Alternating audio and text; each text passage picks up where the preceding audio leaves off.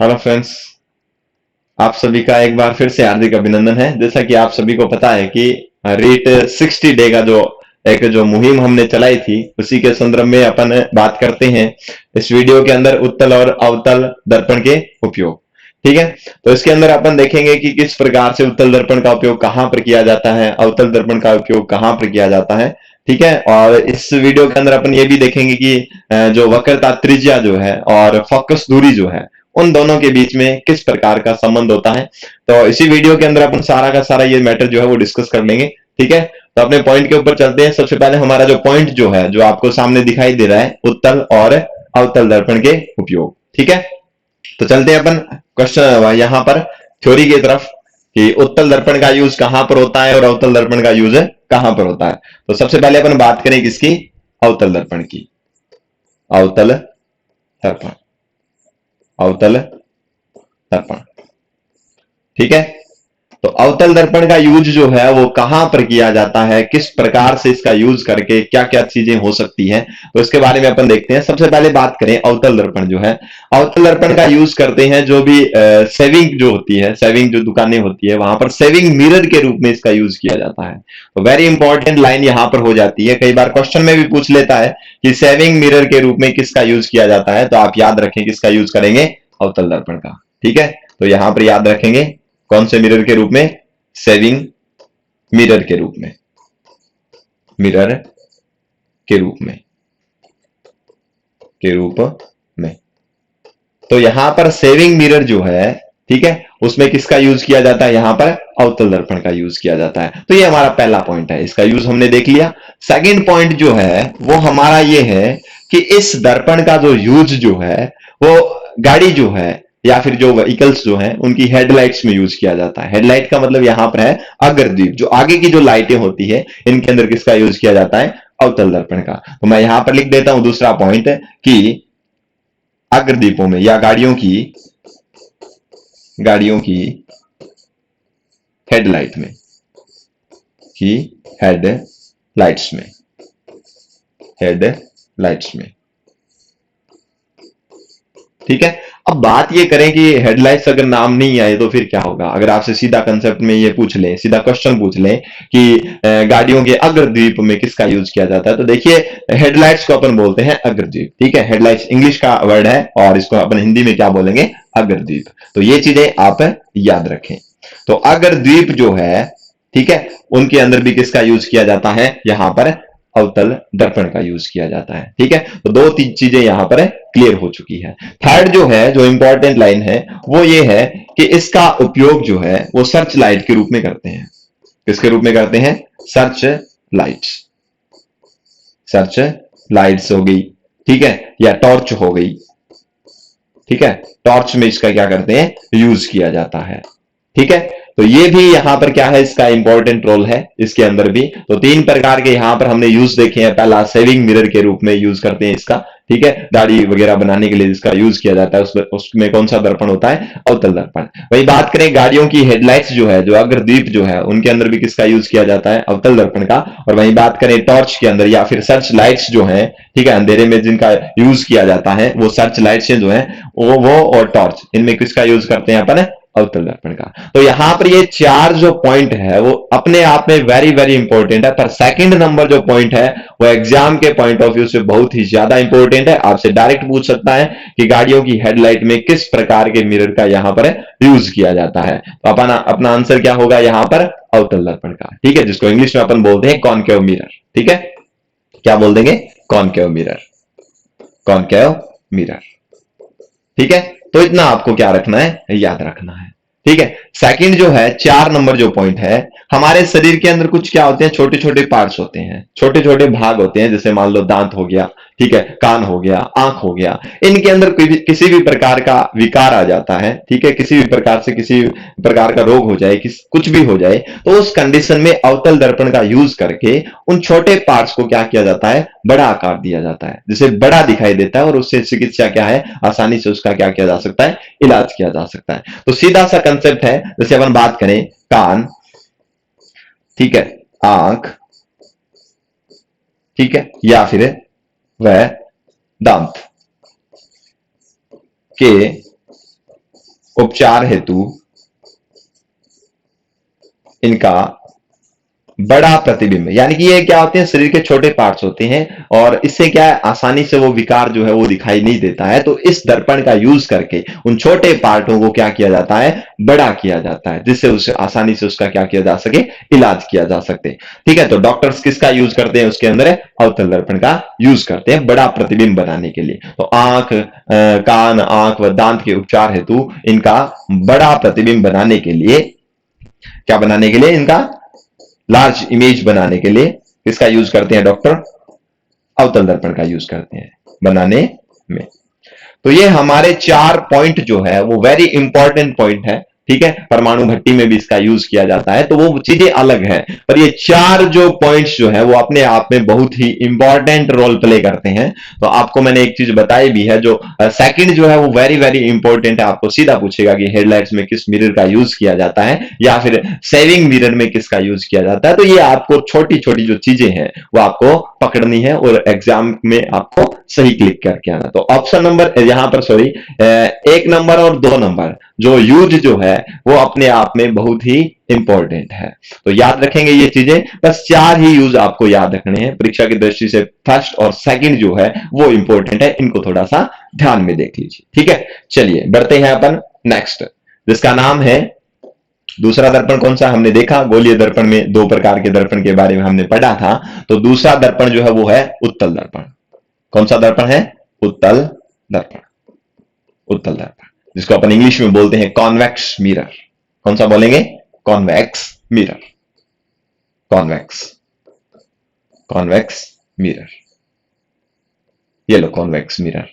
अब इसके भी यूज की अगर बात करें, इसमें कोई ज्यादा आपको याद रखने की जरूरत नहीं है। सोडियम परावर्तक में इसका यूज किया जाता है, कहीं पर काम नहीं आने वाला और ना ही कभी ऐसा कोई क्वेश्चन पूछता है। तो इसके अंदर जो एक जो इंपॉर्टेंट जो यूज जो इसका है वो बहुत बार एग्जाम में भी पूछ लिया जाता है, इंग्लिश वर्जन करके पूछ लिया जाता है या फिर उसका हिंदी वर्जन करके भी इसको पूछा जाता है। तो यहां पर एक जो यूज जो है वो कौन सा है, तो ध्यान में रखेंगे सभी कि पहला जो इसका यूज जो है, पहला और लास्ट, यानी कि फर्स्ट और लास्ट जो रूल इसका है, एक ही याद रखना है। सोडियम परावर्तक का यहां पर कोई मतलब नहीं है, ना आपको याद रखना है। ठीक है, तो यहां पर अवतल दर्पण जो है इसका यूज किया जाता है वाहनों के रियर व्यू इमेज बनाने में किया जाता है, या रियर व्यू प्रतिबिंब बनाने में किया जाता है, बनाने में इसका यूज होता है। अब रिवर व्यू का मतलब है कि पार्श्व प्रतिबिंब बनाने के, साइड के जो दर्पण होते हैं, ठीक है, गाड़ियों के अंदर आपने देखे होंगे जो साइड में पार्श्व जो मिरर लगे होते हैं उनके अंदर किसका यूज किया जाता है, उत्तल दर्पण का यूज किया जाता है। तो एक चीज आप याद रखें, पार्श्व दर्पण के रूप में, ठीक है, पार्श्व दर्पण के रूप में इसका यूज करते हैं।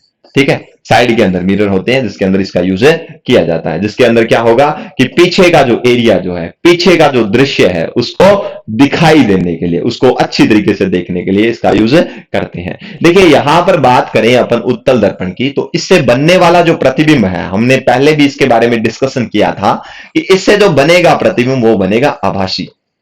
और आभासी प्रतिबिंब कैसा होता है, सीधा होता है। कैसा होता है, सीधा। अब आपका क्वेश्चन ये रहेगा कि आभासी कैसे बनता है, तो एक प्रैक्टिकली मैं आपको बता देता हूं कि जब गाड़ी होती है तो उसके साइड मिरर के अंदर आप जब देखते हो तो आपने देखा होगा कभी कभी एम्बुलेंस जो है उसके अक्षर देखना आप ध्यान से, जो स्पेलिंग जो लिखी होती है वो उल्टी लिखी होती है।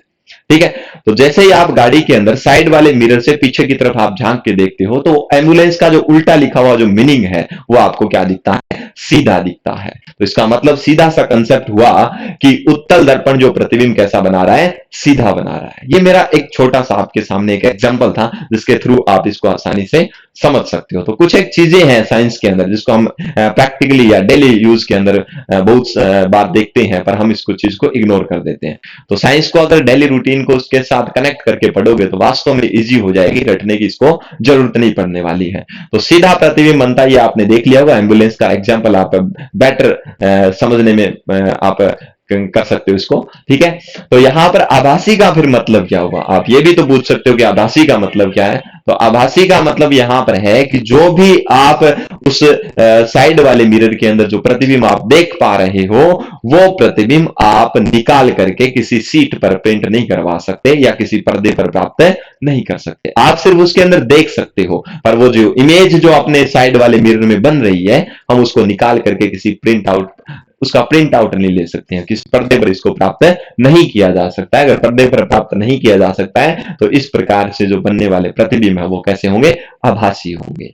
तो इन दोनों नामों से आपको पता चल गया होगा कि उत्तल दर्पण वास्तव में किस प्रकार के प्रतिबिंब बनाता है, आभासी, और आभासी के साथ कैसा प्रतिबिंब बनेगा, सीधा। तो एम्बुलेंस का एग्जाम्पल अगर आप याद रखोगे तो वास्तव में इस चीज का पता चल जाएगा। कई बार बहुत बार एग्जाम्पल में पूछा जाता है कि इससे बनने वाले जो प्रतिबिंब जो है किस प्रकार के होते हैं, आभासी और सीधे, ठीक है। अब दूसरी बात हम यहां पर ये करें कि आभासी और सीधे का कंसेप्ट तो बहुत अच्छा है, हमने मान लिया, पर गाड़ी के अंदर साइड में लगाने का इसका मकसद क्या रहता है। मकसद ये रहता है कि उत्तल दर्पण जो है वो क्या करता है, बहुत ही बड़े एरिया को छोटा करके दिखा देता है। आपने देखा होगा कि दर्पण का आकार छोटा सा होता है, जो उत्तल दर्पण होता है उसका आकार तो छोटा होता है, पर पीछे का जितना भी सीन है, पीछे से कोई गाड़ी आ रही है, पीछे से कोई और चीजें हैं, जितना भी एरिया जो है उस सभी एरिया को क्या करता है, छोटा करके उस दर्पण के अंदर दिखा देता है। तो इसका जो दृष्टि क्षेत्र जो है, देखने का जो एरिया जो है वो क्या होता है, ज्यादा होता है, पर प्रतिबिंब का जो आकार है वो क्या बनाता है, ये छोटा बनाता है। मेरी बातों पर ध्यान रखना कि किस प्रकार से मैं यहां पर बताने की कोशिश कर रहा हूं। आप कभी भी देख लेना, जब साइड मिरर के अंदर आप देखोगे तो जो बाहर का जो पीछे का जो एरिया है, बहुत बड़ा जो एरिया है, उसको उस दर्पण में छोटा करके दिखाया जाता है, ठीक है। अब छोटा करके तो दिखाएगा, पर एक चीज उसके साथ ये रहती है कि जो प्रतिबिंब बन रहा है वो छोटा बन रहा है। अब गाड़ी का देखना साइज कितना बड़ा होता है, इसके पीछे और भी चीजें होती है। जब आप पीछे के सीन को अंदर देखते हो उस दर्पण में, तो पीछे तो बहुत सारी चीजें होती है, तो इन बड़ी बड़ी चीजों को वो छोटा करके दिखा रहा है, ये तो आपको पता ही है। तो प्रतिबिंब बनाएगा छोटा, साइज में क्या होगा, छोटा, पर प्रतिबिंब जो बना रहा है छोटा तो होगा, पर उसके देखने का जो एरिया है, दृष्टि क्षेत्र जो है उत्तल दर्पण का, वो ज्यादा होता है, इसलिए ज्यादा से ज्यादा पीछे का एरिया वो क्या कर देता है, छोटा करके दिखा देता है। तो मेरे शब्दों पर आप अगर गौर करोगे तो आपको इजीली समझ में आ जाएगा, और प्रैक्टिकल भी आप करके देख सकते हो, ठीक है। तो इसका दृष्टि क्षेत्र जो है, विजुअल एरिया जो है, दृष्टि क्षेत्र, वो क्या होता है, ज्यादा होता है, ज्यादा, यानी कि बहुत अधिक चीजों को एक साथ करके दिखा सकता है, ठीक है। तो दृष्टि क्षेत्र का मतलब ये हुआ। दूसरी बात, इससे जो प्रतिबिंब बनेगा, जो इमेज बनेगी, वो क्या होगी, हमेशा याद रखना, इमेज बनती है छोटी। कैसी बनती है, छोटी, स्मॉल इमेज बनती है यहां पर, ठीक है, छोटी इमेज बनती है। ये आपने देखा भी होगा कि साइड के अंदर जो छोटी छोटी पीछे का जो सीन है उसको छोटा करके ये दिखाने की क्षमता रखता है। तो बस आपको बस एक ही चीज याद रखनी है कि रिवर व्यू इमेज बनाने में किसका यूज किया जाता है, या फिर आप ये बोल सकते हो रिवर व्यू मिरर में, मिरर, यहां पर मिरर लिखोगे तो सबसे ज्यादा बेटर रहेगा कि रियर व्यू मिरर, पार्श्व दृश्य जो है, पार्श्व दर्पण के रूप में किसका यूज किया जाता है, यहां पर किसका यूज करते हैं, याद रखेंगे, उत्तल दर्पण का यूज किया जाता है, ठीक है। साइड के जो मिरर होते हैं, गाड़ियों के साइड में जो मिरर लगे होते हैं, ठीक है, वो कैसे होते हैं, उत्तल दर्पण होते हैं। क्लियर हो गई बात। तो ये चीजें आप थोड़ा सा ध्यान में रखेंगे, क्योंकि उत्तल दर्पण का दृष्टि क्षेत्र ज्यादा होता है, इसका प्रतिबिंब बनता है उसके अंदर छोटा बनता है, और प्रतिबिंब की प्रकृति कैसी होगी, आभासी होगा, और आभासी प्रतिबिंब क्या बनता है, सीधा बनता है। तो आई थिंक आपको ये दोनों मिरर जो है इनके यूजेस आपको लगभग पता चल गए होंगे, ठीक है। अब एक चीज जो रहती है, जो एग्जाम के पॉइंट ऑफ व्यू से भी इंपॉर्टेंट है, एक छोटी सी चीज है जिसके अंदर मैं आपको बता दूं, तो आर और एफ में संबंध, आर व एफ में संबंध, relation between capital R and small F, ठीक है, मैं संबंध बताना है आपको। तो ये भी इंपॉर्टेंट रोल प्ले करता है, जो कंपटीशन एग्जाम जो है उनके अंदर भी कई बार पूछ लिया जाता है कि अगर आपको बात करें आर और एफ ना दें, आपको हिंदी वर्जन दे दें, तो इसका मतलब क्या है यहां पर कि आर का मतलब होता है वक्रता त्रिज्या, वक्रता त्रिज्या, और वक्रता त्रिज्या को इंग्लिश में अपन बोलते हैं radius of curvature, radius of curvature. और वही बात करें एफ की, तो एफ यहां पर क्या है, फोकल लेंथ है, जिसको अपन हिंदी में बोलते हैं फोकस दूरी। क्या बोलते हैं, फोकस दूरी, ठीक है। तो ये दो चीजें यहां पर है। अब इन दोनों के बीच में रिलेशन क्या है वो आपको देखना है। अगर मैं एक डायग्राम के थ्रू आपको समझाने का प्रयास करूं तो कुछ इस तरीके से आपको देखना है कि मान लो एक दर्पण की बात करूं, मैं अवतल दर्पण की ही बात कर लेता हूं। तो ये तो आप सभी को पता है कि ये दर्पण कौन सा, हमने पीछे वाले वीडियो में यहां पर डिस्कशन किया था कि ये किस प्रकार का दर्पण है। तो आपको आई थिंक ये चीजें भी क्लियर हो चुकी होंगी कि ये अंदर धंसा हुआ है दर्पण, तो इसका मतलब कौन सा है, अवतल दर्पण है। तो ये अंदर वाला परावर्तक पृष्ठ और बाहर की तरफ आपको पॉलिश की हुई दिख रही है।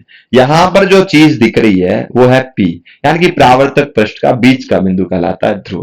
और वही बात करें, ये क्या है, खोखले गोले का क्या है, दर्पण एक भाग है। आप देखें अगर इसको गोला बनाए तो इसका जो भाग जो है, इतना भाग जो है, ये क्या है, दर्पण है। तो ये दर्पण किसका भाग हुआ, एक गोले का भाग हुआ। और इस गोले का जो सेंटर पॉइंट जो है, मिड पॉइंट जो है, बीच का जो बिंदु है, वो कहलाता है वक्रता केंद्र, सेंटर ऑफ कर्वेचर, जिसको अपन सी से रिप्रेजेंट करते हैं। अब इन सी और पी, इन दोनों के एकदम बीच में मिडल पॉइंट जो है वो कहलाता है एफ। क्या कहलाता है, एफ। ये एफ ये वाला एफ नहीं है, थोड़ा सा ध्यान से देखें, ये एफ है फोकस बिंदु। इन दोनों में डिफरेंस है, ये कैपिटल एफ है तो इसको बोलेंगे फोकस बिंदु, और स्मॉल एफ जो है उसको बोलेंगे, ऊपर जो मैंने लिख रखा है, फोकस दूरी, फोकल लेंथ, और ये फोकल पॉइंट है। ठीक है। अब दोनों में संबंध क्या है, देखो आर कहां पर है, आर का मतलब है वक्रता त्रिज्या। तो वक्रता त्रिज्या का मतलब यहां मीन्स यहां पर यह हुआ कि आपको जो ये वक्रता केंद्र दिखाई दे रहा है, ये वक्रता केंद्र और इस ध्रुव के बीच की दूरी जो है वो कहलाती है वक्रता त्रिज्या। तो आई थिंक ये चीज भी आपको क्लियर हुई होगी। तो वक्रता केंद्र और पी के बीच की दूरी क्या कहलाती है, वक्रता त्रिज्या कहलाती है। वहीं पर आओ इधर वाली साइड में अगर देखें तो एफ और जो पी आपको दिखाई दे रहा है, इन दोनों के बीच की जो दूरी है ये कहलाती है फोकल लेंथ, जिसको अपन बोलते हैं फोकस दूरी, जो आपको रिप्रेजेंट कर रहा है स्मॉल एफ से। ठीक है। तो ये चीजें यहां पर है। अब एक बात मैंने आपको बताई है कि एफ जो आपको दिखाई दे रहा है, ये एफ पी और सी के एकदम बीच में है। अगर एकदम बीच में है तो निश्चित तौर पे हमें पता चला कि ये पूरी अगर कैपिटल आर है सी से लेकर पी तक, और यहां पर अगर एफ है, तो इतनी दूरी भी क्या है, सेम ही होगी। सेम होने की वजह क्या है, सेम होने की वजह यह है कि यहां पर जो एफ आपको दिखाई दे रहा है, इसके बीच में जो डिस्टेंस है वो एफ है, और ये एकदम मिड पॉइंट में है। तो इसका मतलब जितनी दूरी ये होगी उतनी ही दूरी क्या होगी, ये वाली होगी। तो अगर ये यहां पर एफ है तो निश्चित तौर पर यहां पर ये वाली दूरी, इन दोनों के बीच की दूरी भी क्या होने वाली है, एफ होने वाली है, क्योंकि ये एकदम बीच का पॉइंट है। इधर एफ तो इधर भी क्या होगी, एफ होगी।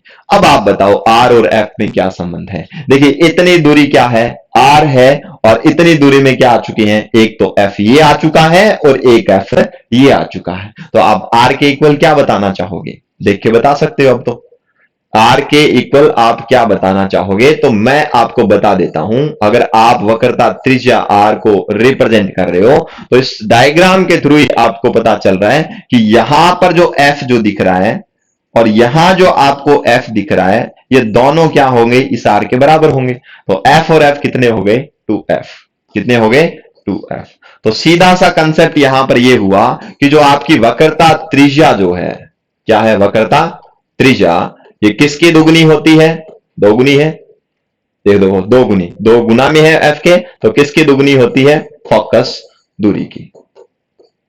फोकस दूरी की क्या होगी, दुगनी होगी, दुगुनी। ये देखो दो गुना हो रहा है। तो वक्रता त्रिज्या किसकी दुगनी होती है, फोकस दूरी की दुगनी होती है। और वही बात करें, फोकस दूरी की बात करें तो क्या होगा, ये दो इधर गुना में है, इधर आके क्या हो जाएगा, भाग में चला जाएगा। तो अगर फोकस दूरी की बात करें तो फोकस दूरी क्या होती है, वक्रता त्रिज्या की आधी होती है। तो यहां पर लिख देना कि फोकस दूरी, फोकस दूरी वक्रता त्रिज्या की क्या होती है, वक्रता त्रिज्या की आधी होती है।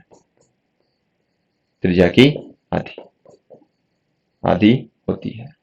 बस अब इनमें से अगर आपको कोई भी एक चीज दी हो, चाहे आपको फोकस दूरी दी हो तो आप आर निकाल सकते हो, अगर आपको आर दिया है तो आप फोकस दूरी आसानी से निकाल सकते हो। तो ये दोनों जो फॉर्मूला जो है वो वेरी इंपॉर्टेंट है। ठीक है, तो आई थिंक आपको ये चीजें क्लियर हो चुकी होंगी, और इसी उम्मीद के साथ मैं इस वीडियो को यहीं पर स्टॉप करूंगा, और उम्मीद करता हूं कि आपको अच्छा लगा होगा वीडियो। अगर अच्छा लगा है तो आप इसको ज्यादा से ज्यादा लाइक, ज्यादा से ज्यादा शेयर और ज्यादा से ज्यादा कमेंट करें। ठीक है, चलो मिलते हैं नेक्स्ट वीडियो में। जय हिंद, जय भारत।